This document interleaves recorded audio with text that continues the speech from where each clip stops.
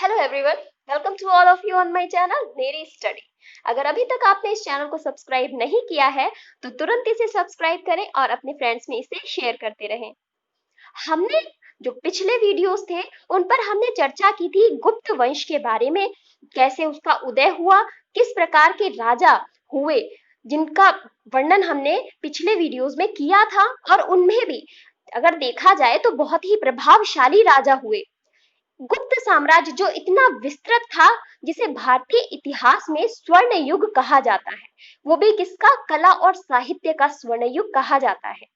तो ऐसे विस्तृत साम्राज्य में जिसके इतने प्रभावशाली राजा हुए, उनकी प्रशासनिक स्थितियां कैसी थीं, किस प्रकार का धर्म था, साहित्य कैसा था, वही कला के क्षेत्र में उन्होंने क्या क्या विकास किए, कैसी मूर्ति कला थी, उन सभी पर हम चर्चा करेंगे। परंतु इतने विस्तृत साम्राज्य पर चर्चा करना एक वीडियो में अगर मैं पढ़ा भी दूंगी तो फिर आपके लिए बहुत ज्यादा हेडेक हो जाएगा कि इतने सारी चीजों को एक साथ कैसे कवर करें।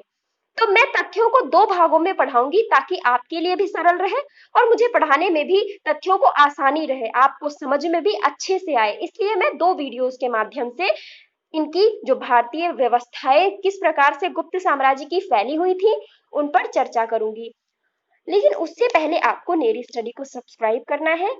हमारे लिए शासकों से ज्यादा आजकल के पेपर जो आ रहे हैं उनके हिसाब से उनकी प्रशासनिक स्थितियां और उनकी जो धार्मिक और नीतियां थी उन सब पे चर्चा करना बहुत ज्यादा महत्वपूर्ण हो गया है। कई सारे एग्जाम्स मैंने भी दिए हैं जिनमें मैंने प्रश्नों को देखा है, जहां साम्राज्य की जो स्थितियां थी उनसे प्रश्न पूछे गए हैं कि किस प्रकार की प्रशासनिक इकाइयां थी। तो ये सभी चीजों को, ये सभी तथ्यों को बहुत ध्यान पूर्वक पढ़ना है और नोट्स तो बिल्कुल 100% बनाते ही रहना है। जैसे मैं बना रही हूँ आप भी वैसे ही बना सकते हैं। तो टाइम वेस्ट नहीं करते हैं, स्टार्ट करते हैं आज का वीडियो। तो सबसे पहली बात जिस पर हम चर्चा करेंगे वो है गुप्त काल में प्रशासनिक व्यवस्था किस प्रकार की थी। गुप्त काल अपने उत्कर्ष काल में उत्तर में हिमालय से दक्षिण में विंध्य पर्वत, और वही बात करें पूर्व में तो पूर्व में बंगाल से लेकर के अगर पश्चिम में बात करें तो सौराष्ट्र अर्थात गुजरात तक फैला हुआ था। और इसकी राजधानी क्या थी, तो इसकी राजधानी पाटलिपुत्र थी, परंतु एक इसकी दूसरी राजधानी थी जो कि उज्जैन हमें बताई जाती है इतिहासकारों के द्वारा। तो ऐसे बड़े साम्राज्य में प्रशासनिक व्यवस्था कैसी थी, अब हम इस पर चर्चा करेंगे। तो कहते हैं कि यहाँ की एक सुसंगठित सरकार की स्थापना गुप्त साम्राज्य में की गई। और कैसा, गुप्त साम्राज्य की शासन व्यवस्था को राजतंत्रात्मक बताया जाता है, संपूर्ण सत्ता राजा के हाथ में बताई जाती है। और कहते हैं कि मौर्य शासकों के विपरीत गुप्त वंशी शासक अपनी दैवीय उत्पत्ति में विश्वास करते थे। इन्हें ऐसा लगता था दैवीय उत्पत्ति थी, इसीलिए ये देवताओं में थोड़ा ज्यादा विश्वास करते थे। और इसके साथ साथ इन्होंने उपाधियां भी देवताओं के समान धारण की थी, आगे हम इस पर चर्चा करेंगे। तो कहते हैं सुसंगठित सरकार की स्थापना की जो युद्धों, बाह्य आक्रमणों से लड़ने में संभव थी और सक्षम थी, क्योंकि इतने बड़े साम्राज्य को इतने वर्षों तक बनाए रखना और वो भी शांति और सुख समृद्धि के साथ, तो वो इसी कारण था क्योंकि ये काफी मजबूत शासन के साथ शासन कर रहे थे पूरे भारत पर। जो भी इनका साम्राज्य था तो काफी संगठित सरकार थी, कहीं भी कोई विवाद नहीं था आपस में, जिससे भी किसी भी प्रकार के युद्ध में कोई एक दूसरे की मदद सारे मिलके करते थे, ये नहीं था कि कोई किसी के विपरीत हो जाए। अगर हम प्रांतों का विभाजन देखें कि किस प्रकार का प्रांतीय विभाजन था, तो उत्तर में भुक्ति बोला जाता था और दक्षिण में मंडल बोला जाता था। उत्तर में क्या बोला जाता था, भुक्ति बोला जाता था, और दक्षिण में मंडल बोला जाता था। वही जो इसका उप विभाजन था उसे विषय या भोग कहा जाता था उत्तर में, और दक्षिण में कोट्टम कहा जाता था इसके उप विभाजन को।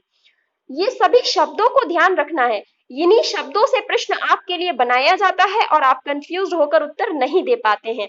तो यदि कोट्टम शब्द पूछा जाए कि कोट्टम शब्द किसके लिए प्रयोग हुआ है, तो प्रांतों के लिए प्रयोग हुआ है, वो भी उप विभाजन में प्रयोग हुआ है। आगे हम बात करेंगे कि किस किस प्रकार की प्रशासनिक इकाइयां थी। तो एक इतना बड़ा साम्राज्य, उसकी प्रशासनिक इकाइयां, प्रशासन को चलाने के लिए उसे इकाइयों में बांटना बहुत ही ज्यादा आवश्यक था। तो ऐसे में जिले को अधिष्ठान अथवा पट्टन उत्तर में कहा जाता था। उत्तर और दक्षिण जरूर याद रखना है, यही आपको कंफ्यूजन होता है और फिर आप प्रश्न को गलत कर देते हैं। तो उत्तर में अधिष्ठान अथवा पट्टन और नाडु दक्षिण में बोला जाता था। नाडु कहाँ बोला जाता था? नाडु इन्हें दक्षिण में बोला जाता था। ग्राम समूह या आधुनिक तहसील, जो आधुनिक तहसील आप देखते हैं, इन्हें ग्राम समूह भी बोला जाता था और इन्हें उत्तर में वीथी बोला जाता था। जब उत्तर दिशा में जो साम्राज्य फैला हुआ था वहां इन्हें वीथी बोला जाता था और दक्षिण में इनको पट्टल बोला जाता था और कुर्रम बोला जाता था। यहाँ पट्टन है, पट्टल, और यहाँ दक्षिण में यहाँ जो है यहाँ पट्टल है। तो ये शब्दों पर आप ध्यान दीजिए, पट्टल और कुर्रम इन्हें कहा जाता था। वही गांव सबसे छोटी इकाई थी। गांव, जो गांव होता है या ग्राम होता है, वो सबसे छोटी इकाई थी और इसमें श्रेष्ठीन शब्द का भी प्रयोग किया गया है कि जो इकाइयां थी उनका जो प्रमुख होता था उसको श्रेष्ठीन कहा जाता था। प्रशासन को चलाने का नौकरशाही रूप, कि प्रशासन तो चल रहा है, राजा सर्वोच्च सत्ताधारी है, राजतंत्रात्मक शासन है, राजा सर्वोच्च सत्ताधारी है और उनके अंतर्गत कई सारे नौकर काम कर रहे हैं। तो नौकरशाही एक समाज में फैली हुई थी, जैसा कि हमें पता चलता है। इसके साथ साथ हम देखें तो भुक्ति, जिसका वर्णन हमने किया था, उत्तर में भुक्ति या विषय, तो विषय का होता था विषयपति और भुक्ति का उपरी, ये अध्यक्ष का नाम था। ये जो समितियां थी या ये जो कार्यवाहक समितियां बनाई गई थी, इनका जो हेड होता था, अध्यक्ष होता था, तो भुक्ति का उपरी होता था और विषय का विषयपति। और इन दोनों को नियुक्त कौन करता था? तो इनकी नियुक्ति राजा के द्वारा की जाती थी। ऐसा हमें इतिहासकारों के माध्यम से पता चलता है कि इनको राजा नियुक्त करता था। विषयपति की सहायता के लिए 4 अन्य सदस्य होते थे जो विषयपति की सहायता करते थे जब भी उन्हें जरूरत होती थी।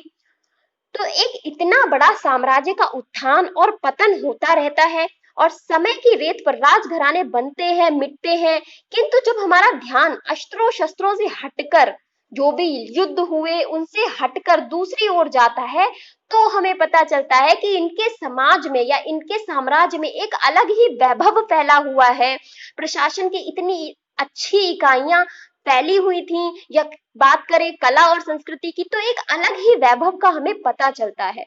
तो उन पर भी हमारा ध्यान जाना बहुत ही महत्वपूर्ण है।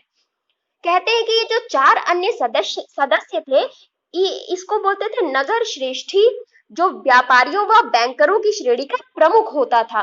सार्थवाह कहते थे व्यापारियों के गिल्ड का प्रमुख। मैंने ही जो एग्जाम दिया था उसमें सार्थवाह शब्द का अर्थ पूछा गया था सीधा सीधा, कि सार्थवाह शब्द से तात्पर्य क्या है। तो व्यापारियों के गिल्ड का प्रमुख, जिसे सार्थवाह कहा जाता था। तो आपको ऐसे ही शब्दों से फंसाया जा सकता है, आप बस शब्दों को ध्यान दीजिए, उसका अर्थ याद रखिए। प्रथम कुलिक एक होता था सदस्य शिल्पियों का प्रमुख, जिसे प्रथम कुलिक कहा जाता था। और प्रथम कायस्थ, प्रथम प्रतिलिपिक, प्रथम कायस्थ, प्रथम प्रतिलिपिक, जो मुख्य प्रतिलिपिक। अब आपने जो मुख्य सचिव का एक पद सुना होगा वर्तमान में, मुख्य सचिव, तो कहते हैं यही कायस्थ जो जाति, बाद में ये कायस्थ एक जाति बनकर उभरी और यही कायस्थ जाति लिपिक के पद पर जगह जगह नियुक्त हुए। लिपिक का कार्य किसे करने वाला माना जाता था? कायस्थों को। तो आज भी कायस्थों को लिपिक माना जाता है। तो मुख्य प्रतिलिपिक जो था वो कायस्थों को माना जाता था, प्रथम कायस्थ।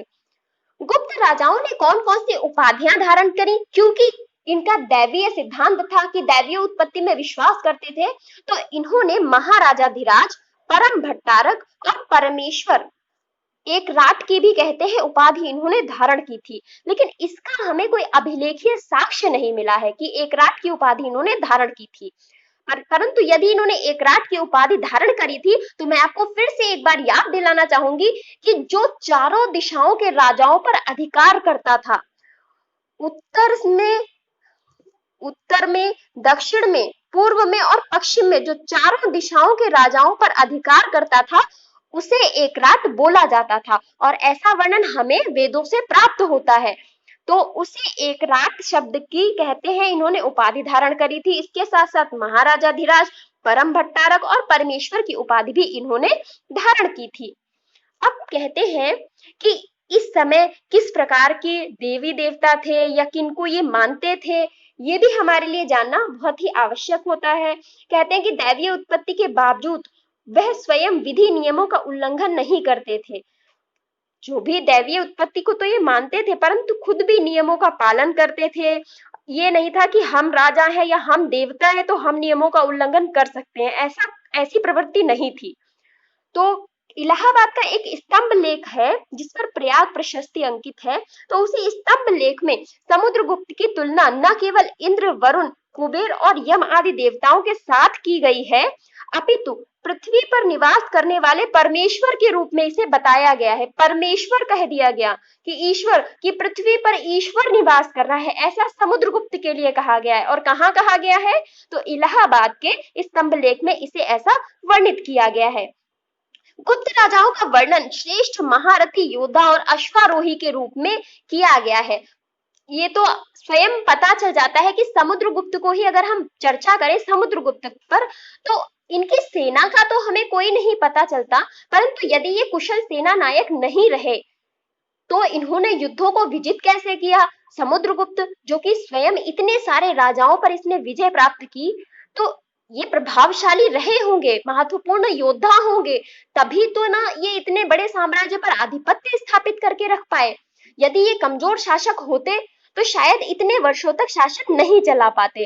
तो शासन चलाने के पीछे कारण यही था कि ये श्रेष्ठ महारथी योद्धा थे और अश्वारोही थे। अश्वों को मतलब घोड़ा, घुड़सवारी जिसे कहते हैं, वो भी इन्हें आती थी और ये उसमें कुशल थे। कहते हैं गुप्त काल में कराधान अधिक नहीं था। अब कर किस प्रकार के थे गुप्त काल में? भाई एक इतना बड़ा साम्राज्य, कर तो सभी जगह लगाया जाता था, परंतु यहाँ कर कैसा था हम उस पर भी चर्चा करेंगे। तो कर व्यवस्था किस प्रकार की थी? भू राजस्व नकदी और वस्तु दोनों रूप में दिया जाता था। यदि किसी के पास वस्तु है उससे संबंधित तो वो वस्तु देकर के अपना कर चुका सकता था, और अगर वस्तु नहीं, वो नकदी के रूप में कर का मतलब कर चुकाना चाहता है तो वो नकदी के रूप में कर को चुकाता था। उत्पाद के उत्पादन का कहते हैं 1/4 से 1/6 तक ये कर के रूप में देना पड़ता था।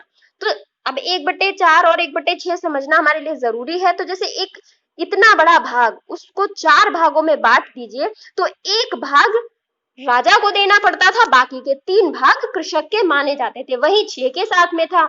तो इस तरह का कराधान माना जाता है, जो कि अन्य अगर शासन व्यवस्थाएं देखें तो उनसे कम बताया जाता है, कि बहुत अधिक नहीं था।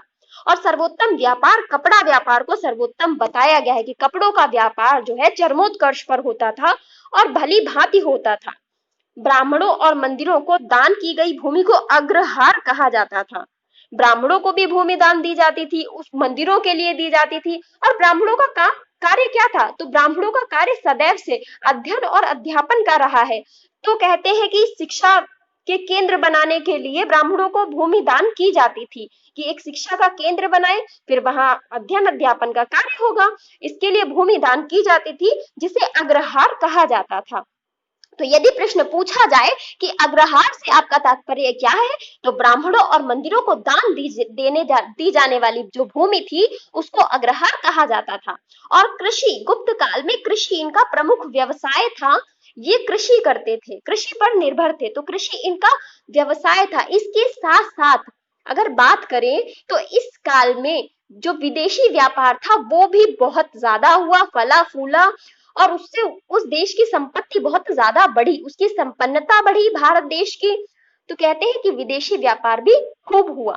अब इसके बाद बात करते हैं गुप्तकालीन कुछ प्रमुख करों के बारे में। ये कुछ कर हैं गुप्तकालीन जिन पर हम चर्चा करेंगे। इसमें भाग, सबसे पहले भाग, ये भूमि कर होता था 1/4 से 1/6। इसके बाद भोग, राजा के लिए फल और सब्जी। अब राजा भी तो खाना खाएगा ना, राजा भी तो रोज भोजन करेगा, तो उसके लिए फल और सब्जी, वो भी प्रतिदिन, इसको भोग बोला जाता था। ये राजा को, जैसे कहते हैं ना हम लोग ईश्वर को भोग लगाते हैं, खाना बनता है तो हम लोग सबसे पहले भोजन की एक थाली निकालते हैं।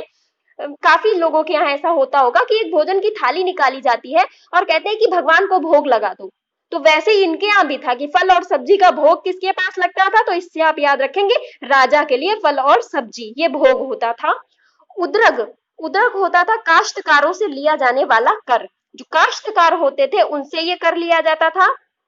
अपरिकर, अस्थायी कृषकों से, जो वहां नहीं रहते हैं परंतु कहीं दूर से आए हैं, वहां खेती करना चाहते हैं, अस्थायी कृषक, उनसे अपरिक कर लिया जाता था। अपरिकर उसे बोलते थे बलि। धार्मिक कर, ये धार्मिक कर होता था, बलि धर्म से ही संबंधित है। अगर हम अभी देखें तो कहते हैं ना बलि दी जाती है किसी चीज की, तो धर्म में तो बलि दी जाती है, यज्ञ अनुष्ठान आदि होते हैं उसमें बलि दी जाती है। तो वैसे ही यहाँ भी बलि धार्मिक कर था।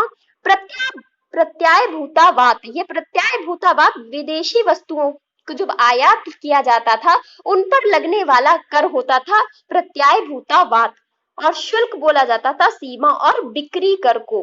सीमा और बिक्री कर क्या कहलाता था? ये शुल्क कहलाता था।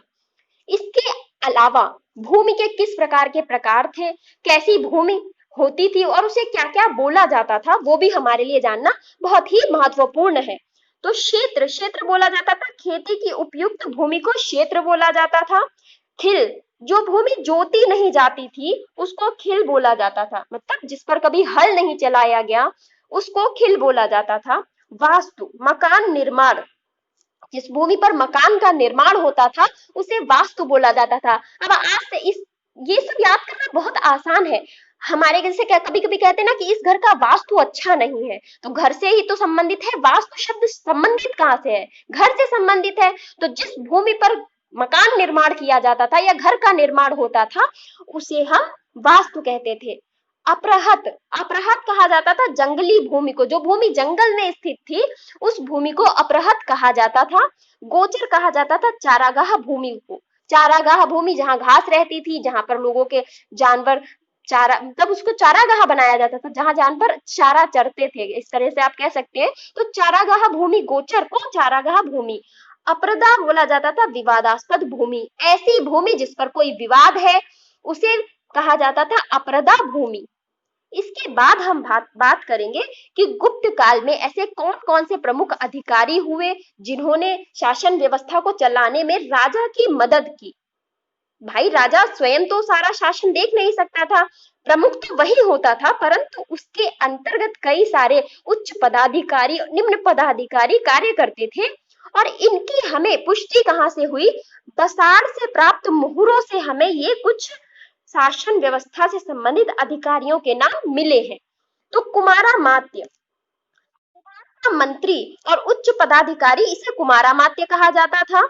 महादंड नायक, ये सेनापति होता था। जो महादंड नायक था ये सेनापति होता था। विनय स्थिति स्थापक, विनय स्थिति स्थापक, शांति का स्थापक। कितना सरल है, विनय, विनय का मतलब ही है एक ऐसा व्यक्ति जो शांतिपूर्ण हो। तो विनय स्थिति स्थापक, जो विनय की स्थिति को स्थापित करे उसे शांति का स्थापक। सीधी सी बात, याद करना बहुत आसान। महाप्रतिहार, राजा प्रसाद का रक्षक, जो राज प्रसाद होता था उसका रक्षक कौन होता था? महाप्रतिहार।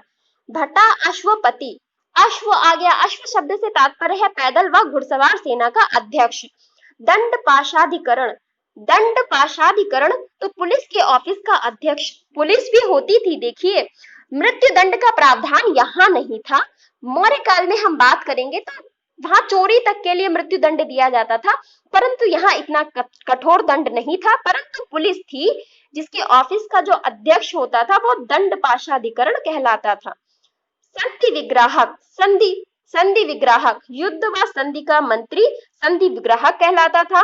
और पुरपाल किसे कहते थे? तो नगर का जो प्रधान अधिकारी होता था उसे हम क्या कहते थे? उसे हम पुरपाल कहते थे। अमात्य थे, मंत्री थे। कहते हैं कि सम्राट अपने शासन कार्य में अमात्यों और मंत्रियों की सहायता लेता था। अमात्य से तात्पर्य किससे था? कि जो प्रशासनिक अधिकारी थे, यही जो प्रशासनिक अधिकारी थे इनको अमात्य कहा जाता था। क्या कहा जाता था? अमात्य। अमात्य शब्द भी आपको याद रखना है, अमात्य इन्हें कहा जाता था। और प्रयाग प्रशस्ति में राज्यसभा का उल्लेख मिलता है जिसके सदस्य सभेय कहलाते थे। अति महत्वपूर्ण तथ्य, प्रयाग प्रशस्ति में राज्यसभा का उल्लेख मिला है। राज्यसभा, वो भी गुप्तकालीन राज्यसभा का उल्लेख मिला है। और इसके जो सदस्य होते थे वो सभेय कहलाते थे। क्या कहलाते थे? सभेय कहलाते थे। आगे बात करते हैं कि गुप्तकालीन धर्म कैसा था, किस प्रकार से लोग देवी देवताओं की पूजा करते थे, कौन कौन से देवी देवताओं को लोग मानते थे, किसकी उपासना करते थे। तो जब मैंने आपको गुप्तकालीन शासकों के बारे में पढ़ाया तो वहां मैंने एक शब्द का प्रयोग बार बार और सभी राजाओं के लिए किया, जो था धर्म सहिष्णु। इस धर्म सहिष्णु का मतलब क्या था? इसका मतलब है सभी धर्मों को एक समान दृष्टि से देखना, सभी के लिए एक दया का भाव रखना, वो चाहे जो भी धर्म हो, चाहे वो हिंदू हो, वैष्णव हो, शैव हो, या बौद्ध धर्म हो या जैन धर्म हो, सभी धर्मों को एक दृष्टि से देखना और एक समान समझना। तो गुप्तकालीन धर्म कैसा था, अब हम उस पर चर्चा करेंगे। गुप्त काल में राजा धर्म सहिष्णु थे। बौद्ध, जैन व हिंदू तीनों धर्म व्याप्त थे, परंतु गुप्त शासकों ने इन्हें कभी साम्राज्य का धर्म नहीं माना। मोस्ट इंपॉर्टेंट थिंग कि इनका जो साम्राज्य का कोई धर्म नहीं था। राजा चाहे किसी भी धर्म का हो, परंतु सभी धर्मों की प्रजा वहां निवास कर सकती थी, सभी धर्मों को मानने का अधिकार था। साम्राज्य का कोई भी धर्म नहीं था। ये हमारे लिए बहुत ही महत्वपूर्ण शब्द है, इन्हें आपको याद रखना है। इसके साथ साथ हम बात करें तो सांची, गया, नालंदा और सारनाथ बौद्ध धर्म के महान केंद्र बनते चले गए। बौद्ध धर्म फैला हुआ था, विकास कर रहा था और इनके कुछ महत्वपूर्ण केंद्र बने। नालंदा की स्थापना कुमारगुप्त ने की थी, राजगीर बिहार में स्थित है। और वहीं सांची, सारनाथ, गया, बोध गया, जिसे बोध गया के नाम से भी जानते हैं गया को, तो ये सभी क्या थे? ये बौद्ध धर्म के महान केंद्र थे। गुप्त काल में फाहियान विदेशी यात्री आया। फाहियान, जिसने गुप्तकालीन साम्राज्य और शासन व्यवस्था के बारे में बहुत सारा वर्णन किया और कहते हैं कि ये वेदों, बौद्ध धर्म से संबंधित जो अध्ययन था वो करने के लिए आया था। जो बौद्ध धर्म के साहित्य थे उनसे संबंधित अध्ययन करने के लिए ये आया था। श्रीलंका के राजा के अनुरोधानुसार बोध गया में विहार बनवाया गया। तो मैंने बताया था श्रीलंका के राजा मेघवर्ण ने अपने 2 राजदूतों को कहाँ भेजा? समुद्रगुप्त के पास भेजा और उनसे अनुरोध किया कि बोध गया में एक विहार बनवाया जाए, या मतलब मैं बनवाना चाहता हूँ। जैसे ही उन्हें अनुमति मिली, उन्होंने बोध गया में एक विहार की स्थापना की थी। तो ऐसा हमें प्रमाण मिलता है कि बोध मतलब विहार बनवाया गया, वो भी कहाँ पर? बोध गया में विहार बनवाया गया। कहते हैं जैन धर्म ने इस काल में बहुत ही प्रचार और प्रसार किया, फैलाव उसका ज्यादा रहा। इसके पीछे कारण क्या था? कि व्यापारी बहुत ज्यादा थे, व्यापार बहुत ज्यादा होता था और जितने भी व्यापारी थे उन्होंने जैन धर्म को अपनाया था। ये गुप्त काल में व्यापारिक समुदायों में लोकप्रिय हुआ। जैसा कि मैंने बताया कि व्यापारियों ने इसे अपनाया और व्यापारिक समुदायों में जैन धर्म लोकप्रिय हुआ। वैदिक धर्म की विचारधारा लोगों में बहुत लोकप्रिय हुई। जितने भी राजा हुए लगभग सभी वैदिक देवताओं को मानते थे। इसमें शिव की उपासना के साक्ष्य मिले, सूर्य की उपासना के साक्ष्य मिले, विष्णु की उपासना के साक्ष्य मिले और उसके साथ साथ कार्तिकेय की भी उपासना के हमें साक्ष्य मिले हैं। तो इससे पता चलता है कि वैदिक धर्म की विचारधारा का प्रादुर्भाव बढ़ रहा था, लोगों में उनकी लोकप्रियता बढ़ रही थी। विष्णु, शिव, शक्ति तथा अन्य परमेश्वर की उपासना तथा मोक्ष की प्राप्ति कि हमें यहाँ से साक्ष्य मिले कि मोक्ष की प्राप्ति के लिए ये लोग परमेश्वर के प्रति आत्मसमर्पण कर देते थे, कि परमेश्वर को सब कुछ मानते थे, उसकी पूजा करते थे। परमेश्वर ही सर्वोपरि होता था कि अगर उस परमेश्वर के लिए हम अच्छा नहीं करेंगे तो हमें मोक्ष की प्राप्ति नहीं होगी। तो मोक्ष की प्राप्ति के लिए परमेश्वर के प्रति आत्मसमर्पण की भावना गुप्त काल में व्याप्त थी। इसके साथ साथ हम देखें तो देवी देवताओं की मूर्ति की उपासना का साक्ष्य हमें यहाँ से मिलता है कि देवी देवताओं की उपासना की जाती थी। विष्णु की उपासना तथा कार्तिकीय इष्ट देव भी बन गए। कार्तिकेय किसके इष्ट देव थे? तो कुमारगुप्त के। जब हमने कुमारगुप्त पढ़ा था, कुमारगुप्त प्रथम, तो ये बताया था कि कार्तिकेय उनके इष्ट देव बन गए थे। विष्णु के 10 अवतारों का उल्लेख भी यहाँ किया गया है कि उनके 10 अवतारों का यहाँ ये लोग उपासना करते थे। और इसका वर्णन हमें कहाँ से मिला है? तो दशावतार मंदिर, गुप्तकालीन दशावतार मंदिर इस बात का साक्ष्य है कि ये लोग विष्णु के 10 अवतारों का जो उपासना करते थे। इसमें मत्स्य अवतार था, कुर्म अवतार था, वराह, नरसिंह, वामन, परशुराम, राम, कृष्ण, बुद्ध, कल्कि, ये विष्णु के उन 10 अवतारों का हमें वर्णन मिलता है। और इसमें वामन अवतार जो था विष्णु का, वो सबसे ज्यादा लोकप्रिय माना जाता है, वामन अवतार।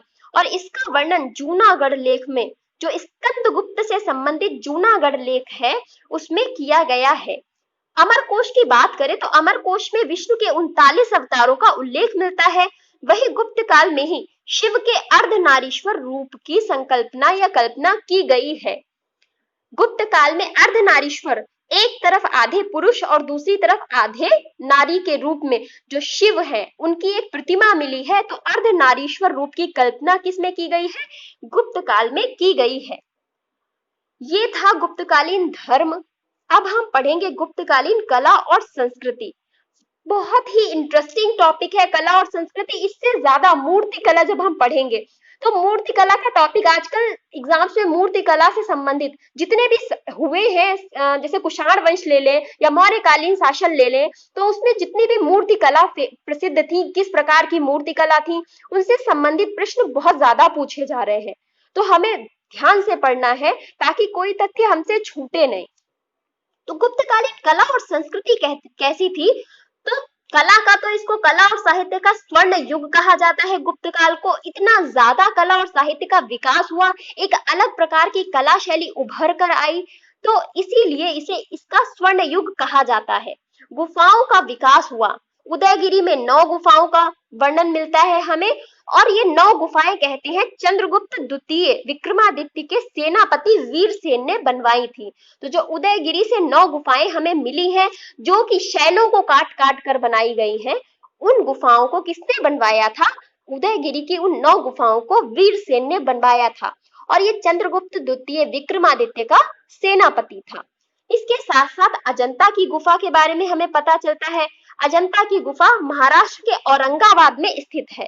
महाराष्ट्र के औरंगाबाद में स्थित है, और स्थापत्य का नवीन नमूना है। एक अलग ही स्थापत्य कला का इसमें हमें वर्णन मिलता है। इसके साथ साथ दीवारों व छतों पर सुंदर चित्र बने हुए हैं। दीवारों और छतों पर बाघ की गुफा, स्थापत्य साधारण लेकिन चित्र उत्कृष्ट। ये भी 9 गुफाएं हैं। कितनी? 9 गुफाएं हैं। इसके चित्र बहुत ही उत्कृष्ट है, परंतु स्थापत्य साधारण है। कोई बहुत खास स्थापत्य इसमें नहीं देखने को मिलता है। अजंता की गुफा की अगर हम बात करें तो ये 29 गुफाएं हैं। अजंता में कुल 29 गुफाएं हैं, जिनमें से जो 16 नंबर की गुफा है उसमें मरणासन्न राजकुमारी का चित्र अंकित है। 17 नंबर की गुफा में अजातशत्रु की भेंट जब बुद्ध से हुई थी, वहीं अजातशत्रु जब बुद्ध के पास गया था और उसने अपना जो गुनाह था, जो उसने पाप किया था, उनको उनके सामने बोला कि मैंने ये पाप किया, मैंने अपने पिता की हत्या की है, तो ये चीज उन्होंने बुद्ध के सामने इस बात का कहते हैं एक्सेप्टेशन की थी कि हाँ मैंने ये गलती की, मुझसे ये गलती हुई, और एक्सेप्ट की इस बात को। तो ये भेंट यही हुई थी, इसी वजह से ये भेंट हुई थी, और इसका वर्णन हमें औरंगाबाद स्थित अजंता की 17 नंबर की गुफा से मिलता है। और जो 19 नंबर की गुफा है इसमें जातक कथाओं का वर्णन किया गया है, और ये जातक कथाएं बौद्ध धर्म से संबंधित मानी जाती है। इसके बाद हम बात करेंगे मंदिरों के बारे में। गुप्तकालीन मंदिर अपने आप में एक उत्कृष्ट उदाहरण है, उत्तर भारत में स्थित है। इसके साथ साथ बहुत ही सुंदर ये मंदिर बताए जाते हैं। कहते हैं प्रारंभ में इन मंदिरों का जो ऊपर का भाग होता था, जैसे ये मंदिर है तो इनके जो ऊपर का भाग होता था ये ऐसे सपाट बनाया जाता था कि ये मंदिर है, अंदर देवता है, और ऊपर का ये जो भाग है ये सपाट होता था। परंतु फिर बाद में जब धीरे धीरे और विकास हुआ तो मंदिर कैसे बनने लगे? शिखर युक्त मंदिर बनने लगे। इस प्रकार से मंदिर बनने लगे, इन पर तरह तरह की डिजाइन होती थी, तो ये मंदिर इस प्रकार से बनने लगे। उत्तर भारत में नागर शैली का प्रयोग हुआ है मंदिरों में, एक नागर शैली का विकास हुआ। तो कहते हैं शिखर युक्त जो पहला मंदिर था वो था दशावतार मंदिर। दशावतार मंदिर जो कि झांसी में स्थित है, झांसी उत्तर प्रदेश में स्थित है, ये पहला शिखर युक्त मंदिर बताया जाता है।